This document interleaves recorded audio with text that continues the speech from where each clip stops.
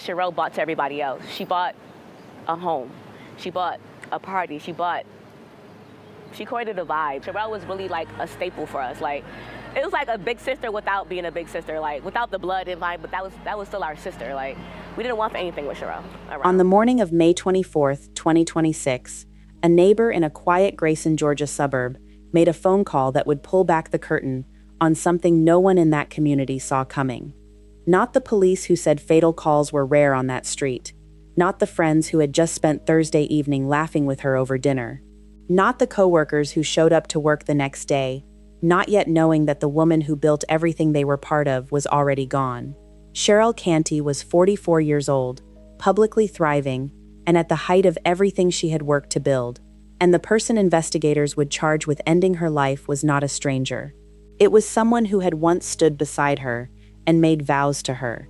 Someone with a professional profile, a real estate license, and a public reputation that gave absolutely no indication of what authorities say happened inside that home.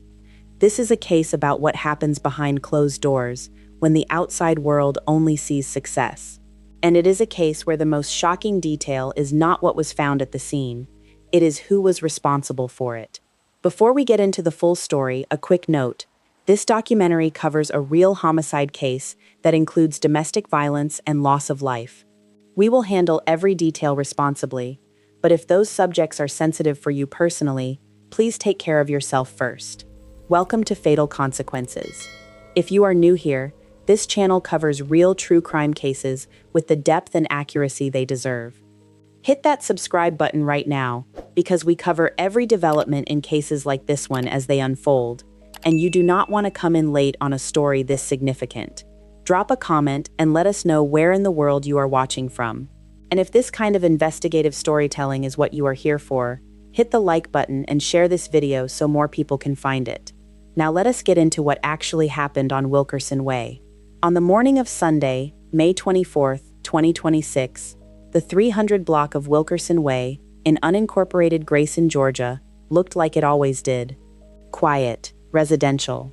The kind of street where the most notable thing happening on any given morning is a neighbor walking a dog or a car pulling out of a driveway. Grayson sits about 30 miles northeast of Atlanta in Gwinnett County. It is a small city with a population just under 5,000 people.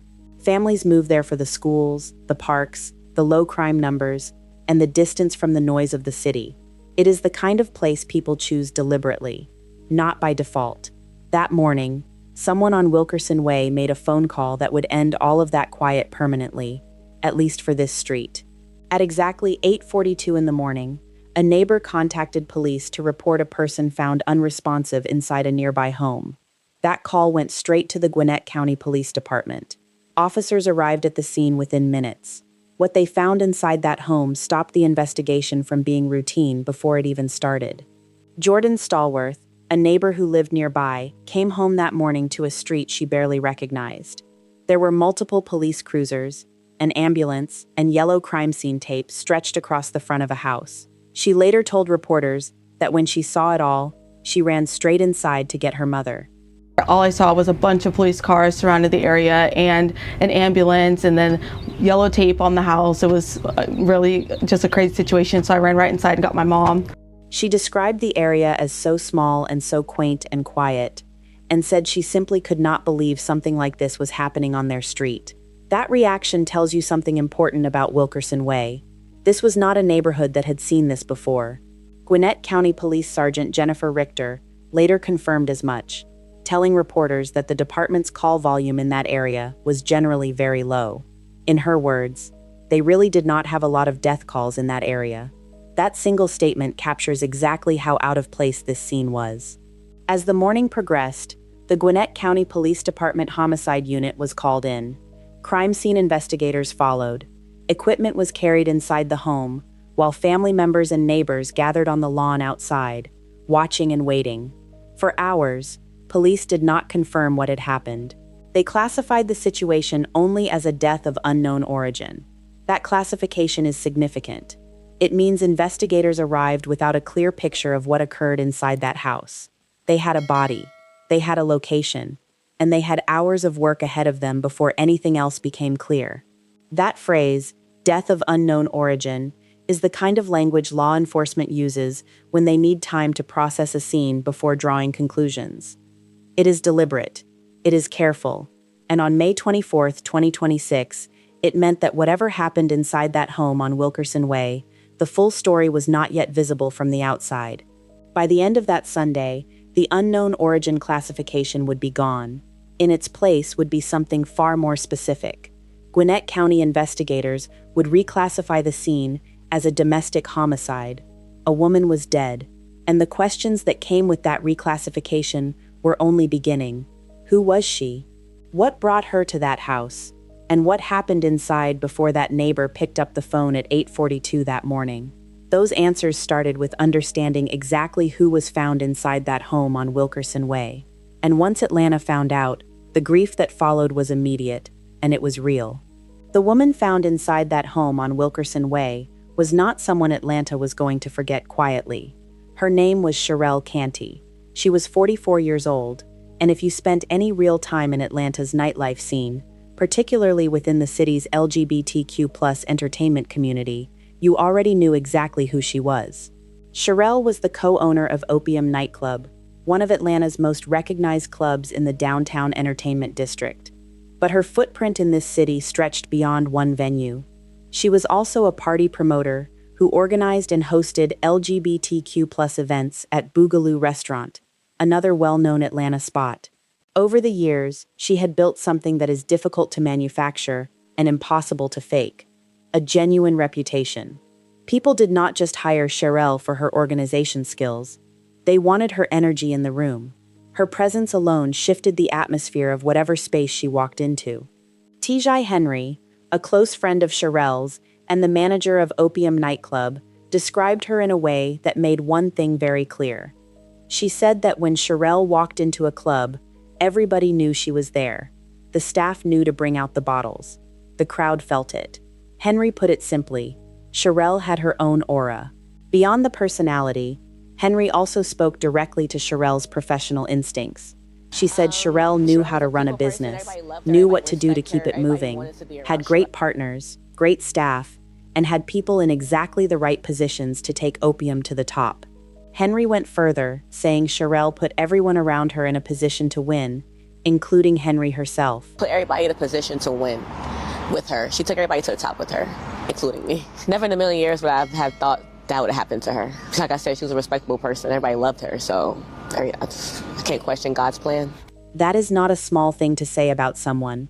That is the kind of acknowledgement that speaks to a person's character in a professional setting, someone who elevated the people around her, not just herself. Opium Nightclub had a co-owner named Kevin, and when news of Sharell's death broke, Henry noted that Kevin was deeply supportive of the staff, checking in daily, making sure everyone was holding up. That detail tells you something about the kind of operation Sharell had helped build, a business held together by real relationships, not just contracts. But Sharell's reach extended beyond the people who worked with her every night. Former WNBA player Tamara Young posted a tribute on Facebook after learning of Sharell's death that stopped a lot of people mid-scroll. Young wrote that it felt like a sick dream. She called Sharell one of her favorite people and said she was hurting deeply just typing the words. She described Sharell as a real one, a good one, someone with a heart of gold who genuinely wanted the people around her to be happy. And then she added something that landed differently from everything else. She said that had she known their dinner and night together on the Thursday before Sharell was found dead would be the last time she saw her, she would have stayed longer. That was May 21st, 2026, just 3 days before Sharell's body was discovered on Wilkerson Way. On the family side, Sharell's cousin Eliatha Hazel Ponder took to social media with a statement that captured what the people closest to her were experiencing. She wrote that she had been sitting with the devastating news all day, trying to process that her precious baby Sharell had been killed. She asked how. She asked why. She said the tears would not stop because Sharell had been robbed of her life with so much more left to offer the world. She closed by saying that anyone who had the pleasure of being Sharell's family or part of her inner circle was truly blessed to share in her time. Sharell's cousin Jamel also posted a tribute, adding another layer of family grief to an already devastating wave of public mourning. By every measure available, professional, personal, social, Sharell Canty was not someone operating in the shadows. She was visible, she was connected, she was building something real, and she was at the height of it. That is what makes the question hanging over this entire story so difficult to sit with. If everything on the surface looked this solid, what was unfolding behind it that no one around her could see? Before we get into that, and we will get into every detail, make sure you subscribe to this channel right now and turn on notifications. What comes next in this case involves a suspect with a professional profile that makes their arrest almost impossible to believe at first. We cover every development in cases like this as they happen, and you do not want to miss what is coming. When Gwinnett County detectives identified who they believed was responsible for what happened inside that house on Wilkerson Way, the first thing that stood out was not a criminal record. It was not a history of run-ins with law enforcement. It was a professional profile, a polished one. The kind that shows up on real estate websites with a headshot and a client testimonial section. The suspect was not a stranger to Sharell Canty. She was not someone who had wandered into that neighborhood by chance. She was someone Sharell had known at the deepest level a person can know another human being. She had been her wife. Her name is Stephanie Byram. She was 48 years old at the time of the arrest, and she also lived in Grayson, Georgia. On paper, and on every professional platform she maintained, Byram was a licensed real estate salesperson operating under Georgia license number 364902. She was affiliated with ERA Sunrise Realty, a brokerage located at 37116 Main Street in Duluth, Georgia. She also operated as part of the Chavon Philpott Realty Group, a team within that same brokerage. On her professional profile for that group, Byram described herself directly. Her own words read, "One of Georgia's premier real estate consultants, dedicated to working tirelessly on behalf of her clients and consistently offering expert advice." Her sold listings on the Georgia MLS include properties in Winder, Lawrenceville, and Bethlehem, homes ranging in value from the low 300s to the low 400s. She had active client reviews. She had a functioning website. She was, by every visible indicator, a professional operating in the middle of a legitimate career. That is the picture Gwinnett County investigators encountered when they began looking into the woman their evidence was pointing toward. Someone embedded in the community. Someone with a public face and a professional reputation. Someone neighbors would wave at in a driveway and think nothing of. And that is precisely what makes the relationship between Byram and Canty so significant to understand. According to police and multiple confirmed reports, Byram and Canty had been married. At some point, that marriage ended in divorce. Gwinnett County Police confirmed to investigators that the two had previously been in a domestic relationship, and that confirmation is what allowed them to classify this case as a domestic-related homicide from the outset. Authorities have not publicly detailed the full scope of their relationship beyond that, how long they were together, when the marriage ended, or what, if any, contact they maintained after the divorce. Those details remain part of an active investigation. What is confirmed is this. On Monday, May 25, 2026, the day after Sharell Canty's body was found, Gwinnett County detectives arrested Stephanie Byram. The speed of that arrest is worth noting. Less than 24 hours passed between the discovery of the body and Byram being taken into custody. That timeline suggests investigators moved with a clear evidentiary direction from early in the investigation. Byram was charged with 4 counts. The first is malice murder. Under Georgia law, this is the most serious category of homicide charge a prosecutor can bring. It means the killing was intentional and deliberate. It means there was a formed intent to cause death, not an accident, not a reaction, but a decision. The second charge is felony murder, which applies when a death occurs in the course of committing another felony. The third is aggravated assault, which under Georgia law involves an attack carried out with a deadly weapon or in a manner likely to cause serious bodily harm. The fourth charge is possession of a firearm during the commission of a felony, which confirms that a gun was alleged to have been used in the commission of the crime. On Tuesday, May 27, 2026, Byram's mugshot was released publicly by Gwinnett County Police. Her face appeared across local and national news outlets within hours. 2 women. both living in Grayson, both once sharing a life together, one of them now dead, the other in a Gwinnett County jail cell facing the most serious criminal charges the state of Georgia can bring against a person. But the charges alone do not answer the question that sits at the center of this entire case.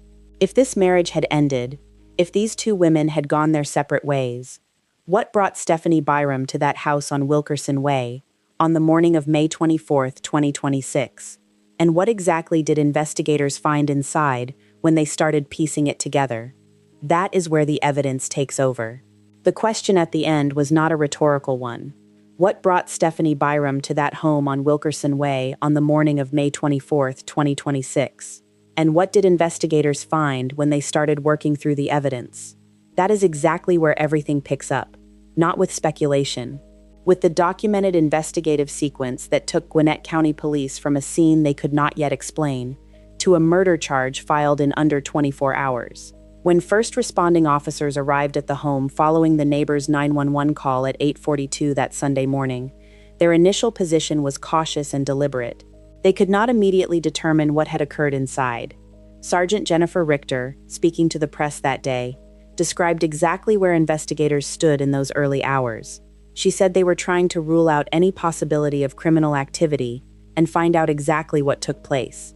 That statement captures the protocol of a department that had arrived at a scene without a full picture and was methodically working to build one. That is how the Gwinnett County Police Department Homicide Unit operates.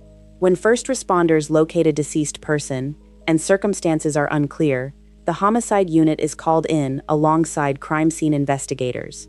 Those two units work the scene in parallel. Homicide detectives work the witness and circumstantial angle.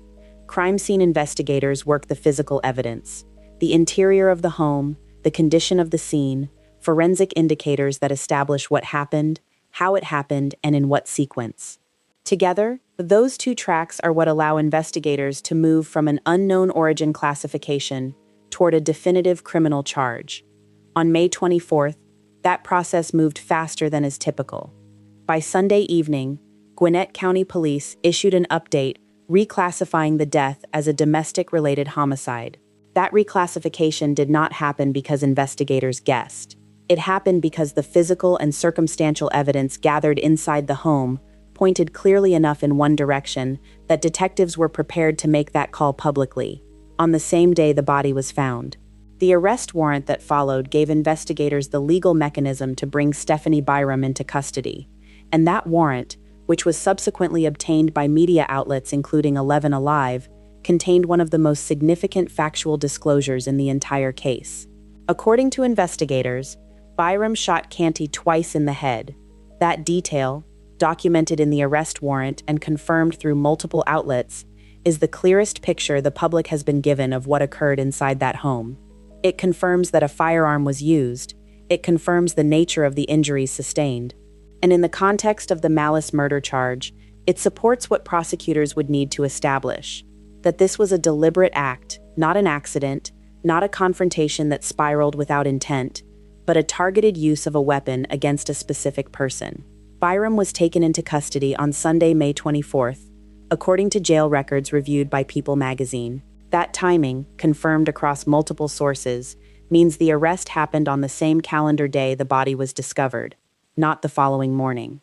This distinction matters because it signals that investigators had identified their suspect and gathered sufficient probable cause to execute an arrest within hours of arriving at the scene. And that is what made this investigation notable from a procedural standpoint. The speed was not accidental. When crime scene investigators process a domestic homicide, the environment itself often contains a concentrated amount of physical evidence. There is no random scene to interpret. There is a specific location, a specific victim, and a documented prior relationship between the parties involved. All of those factors compress the investigative timeline.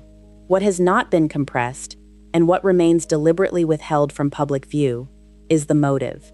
As of June 2026, Gwinnett County Police have not publicly disclosed what prompted Byram to be inside that house that morning, what the two women's contact looked like after their divorce, or what specifically preceded the shooting.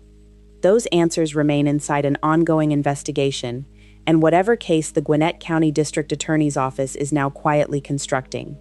No trial date has been set. Byram remains held in Gwinnett County Jail. The investigation is active. Sergeant Jennifer Richter addressed the public safety concern directly, stating that investigators believe the incident was isolated and that there should be no concern for the public at this time. But the case is far from closed, and when it moves forward, when a courtroom date is set, when a motive is confirmed, when new details emerge, this channel will be here covering every development as it happens. If you are not subscribed yet, do it right now and turn on notifications. Cases like this move fast once prosecutors start filing, and you do not want to be catching up after the fact. While investigators were still processing what had happened inside that home on Wilkerson Way, something else was already forming on the other side of the city. It formed in comment sections and group chats, in text messages sent at midnight, in social media posts that went up within hours of the news breaking. And then, later, it formed in person. Friends, family members, and members of Atlanta's nightlife and LGBTQ+ community gathered for a vigil in Grayson to honor Sharell Canty. According to CBS Atlanta, the vigil celebrated her impact, her selflessness, and the many lives she touched. That is not a standard line from a press report. That is a description of a community that showed up in real numbers because the loss was real. The anchor of that collective response was Opium Nightclub. The staff there, led by Tajai Henry and supported by co-owner Kevin, had to absorb the death of the woman who built that club's identity while simultaneously holding the operation together. Henry spoke to exactly what the plan was going forward. She said Sharell would tell them to party and ball like she was still there. She said they were going to keep her legacy alive and keep Opium alive. We're going to keep her legacy alive. That's all we have. That's all we have to do. Just keep the legacy going, keep Opium going, and make her proud from the skies. Those were not vague sentiments. They were a direct operational commitment from the people closest to Sharell to carry what she built forward. Henry went further in a separate statement to Fox 5 Atlanta, saying that if Sharell were here, she would want them to continue the legacy, continue Opium, because that was her baby. The staff at Opium described themselves as a family that stays a family, and Kevin, the remaining co-owner, maintained daily contact with each of them in the immediate aftermath to check on their well-being. And then there was Tamara Young, a former professional basketball player with the Atlanta Dream. Young had known Sharell personally. Her Facebook tribute did not read like a public statement. It read like someone who had genuinely lost someone they loved, processing that loss in public because they had no other way to hold it. The weight of her words carried something specific, that even someone with Young's public profile and network was personally devastated by this loss. That tells you exactly how far Sharell's reach went. It was not contained to a nightclub or an industry. It reached into the lives of people across different professional worlds who all arrived at the same place: grief. And that is where the broader truth of this case lands. Domestic violence does not announce itself at the door. It does not warn a neighborhood. It does not spare people based on their visibility, their professional success, or the strength of their community ties. Sharell Canty was 44 years old, publicly thriving, surrounded by people who loved and respected her, running a business she had built from the ground up. None of that created a barrier between her and what happened inside that home on a quiet Sunday morning in Grayson. That is the part of this case that does not go away when the legal proceedings begin. It stays. It forces a question about what goes unseen inside even the most public lives, and what happens when the warning signs of danger are invisible to everyone on the outside. As of June 2026, the family, the staff of Opium, and the wider Atlanta community are still waiting for a motive that police have not released, waiting for a trial date that has not been set, waiting for the kind of accountability in a courtroom that gives a case like this a closing statement, even when the grief never fully closes. Sharell Canty was 44 years old. She was a co-owner, a promoter, a connector, a community figure, and someone whose presence in a room made every person in it feel it. She deserved more time. The people who loved her are making sure, in every way they can, that the time she had counts for something. This case is not finished, and neither are we.